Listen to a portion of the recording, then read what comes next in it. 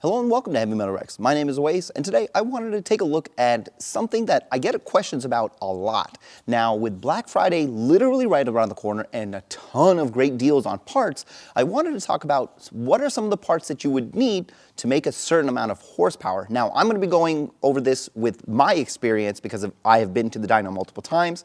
I've installed multiple parts before getting on the dyno, so I have somewhat of an idea that I can kind of guide you guys if you're looking for purchasing something here in the next couple of days, so you guys kind of know exactly what you need to buy and also what would be useful for you in the future for your build going forward.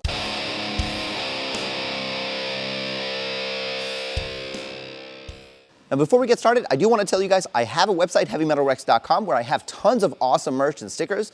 I do have the shirt that I wear, and of course I have hoodies and a couple of other things. I'm actually purchasing a hoodie for myself because it's starting to get a little cold here, and I still want to be able to make videos outside. Also, I have the memberships turned on my YouTube channel, so if you're looking for a way to support the channel, this is a great way to do so. Now, I know with Black Friday coming up, there's so many deals. I know right now Import Image Racing has a bunch of stuff, Perrin has a bunch of stuff, ETS, everybody's got sales from like 15 to 20 to even 40% off, which is crazy.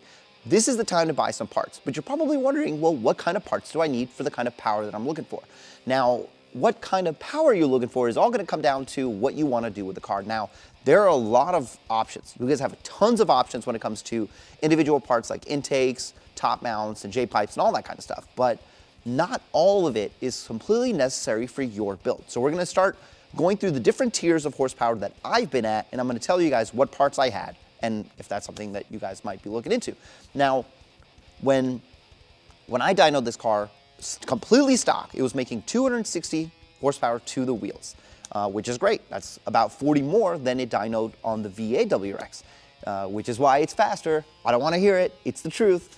Now, if you're looking at getting just like the Cabo TS map, that alone will get you about 295 horsepower and like somewhere around 310 or 315 pound-foot of torque, which this car has had the Cabo TS on there, which is a great option. You know, if you're just looking for some basic fun for the weekend, you don't want to spend a lot of money, I think that is the best bang for buck. You don't lose a lot of gas mileage, you can stick with your 91 or 93 and just call it a day, you're good.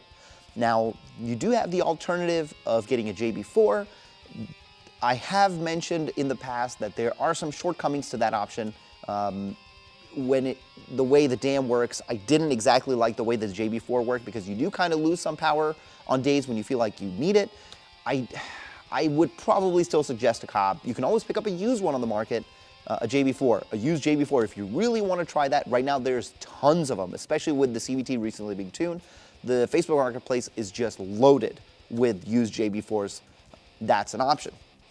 Now if you're going to go above that, if you get yourself like a Pro Tune, something from a tuner or an e-tune, or if you go to the dyno or whatever, you'll probably end up making somewhere between 300 and 310 with no parts and just a tune, a 93 tune on this car, which again, it's very nice. Now the benefit of having just the tune over the OTS tune is now you have something that is tailored to your car. So you might even be able to make a little bit more depending on where you're at and how your car is feeling. So something to think about. Now, of course, that does up the price from the initial cost of the access port to like get a tune from a tuner, but you can always go for an e-tune, which is a little bit cheaper than going to a dyno. Now, I do recommend going to a dyno for everybody's first time because it is one hell of an experience, and I do think you should experience it once.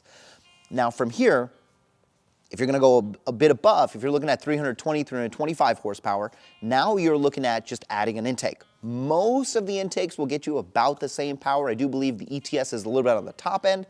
With the Perrin, which is what I have, maybe 5 horsepower or so, or whatever number of horsepower, just a few below the ETS because of the way that it is built. The Perrin intake does use a portion of the stock intake pipe, which eventually you can just get a Perrin Turbo inlet to just go ahead and remove that, but something to keep in mind. So just getting an intake and a tune will now put you somewhere between that 320, like I'd say maybe 315 to 325 range. So in my car, when I had just an intake, and I actually had the Burger Motorsport intake, I was sitting at 320 horsepower.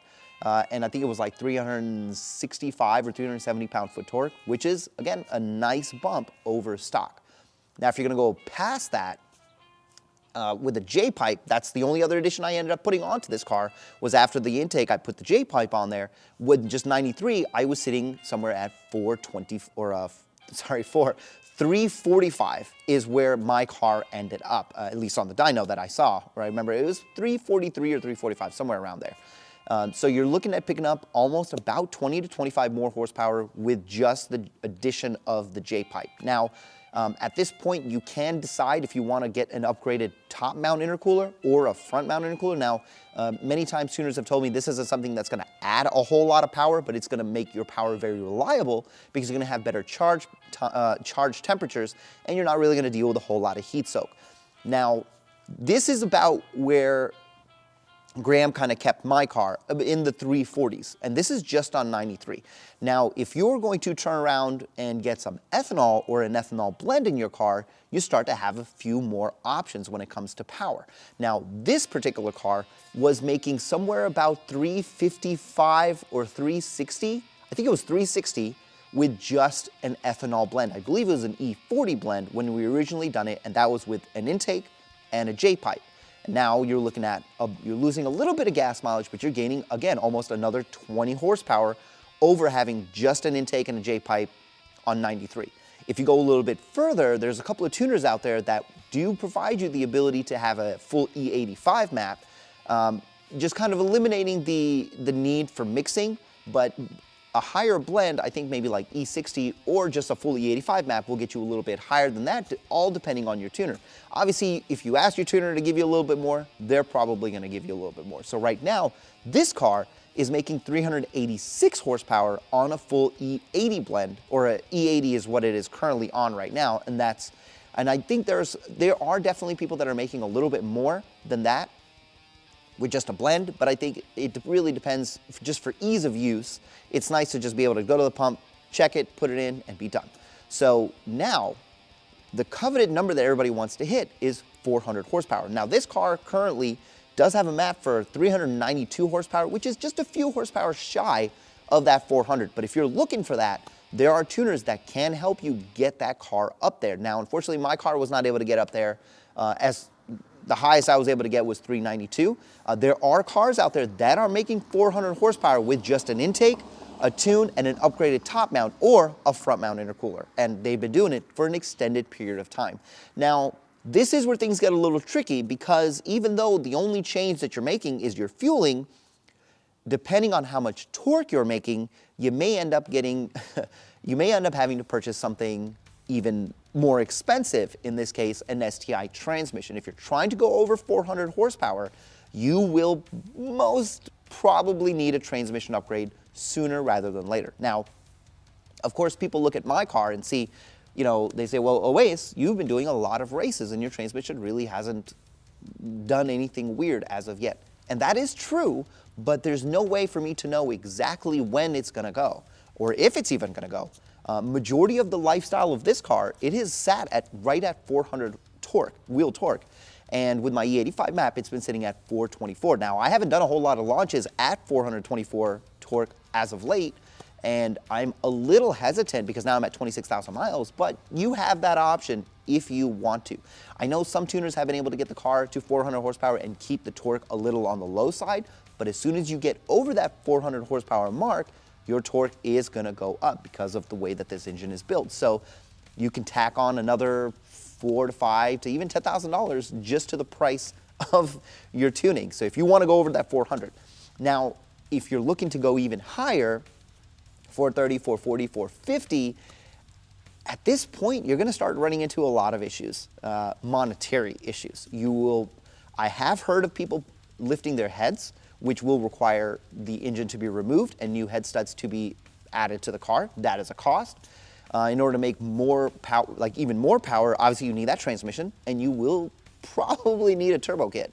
So the cost of going from 400 to 450 reliably goes up exponentially. Now, obviously there are many tuners that have pushed their own shop cars to great heights. Obviously you have the Felix performance car that is close to 600 horsepower, over 600 horsepower. Mike Body's car, who is also, I think, was close to the high 500s. I cannot remember the exact number. I'll post it on the screen for you guys to see, but that car did blow.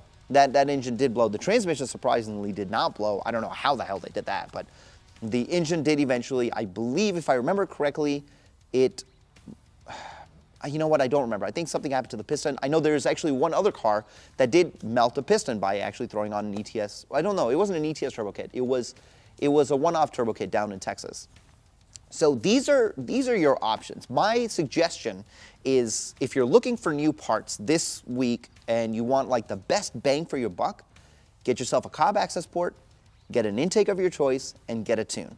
For the most part, this is going to satisfy a lot of people's need for an extra bump in power, because just going from 260 wheel horsepower to 320 or 340 is a substantial increase, because you're going from what the factory is like 12.5 pounds boost to probably somewhere around 18 or 19, and it feels very good. So I really suggest you do your research, check out all the different websites that have deals, and I'll throw a bunch of the deals down below that I remember, because I've been seeing them all week long. And, you know, get yourself an early Christmas present, get yourself an intake. Just do that. Get an intake, get a tune, see how you feel. And if you have any questions, throw them down in the comments below, and I'll see if I can help you guys pick out something that you like. There's tons of intakes. I think there's like 7 intakes on the market right now. Just pick one, throw it in the car, and go have fun. Anyway, I hope you guys enjoyed the video. I hope it was informative, and I will see you guys in the next one. Before you go, if you like this video, please consider subscribing to the channel. Hitting that subscribe button costs you guys nothing, and it gains me everything.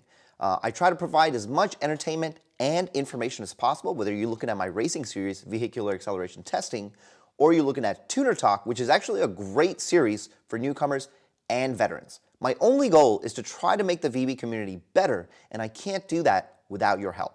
Thank you.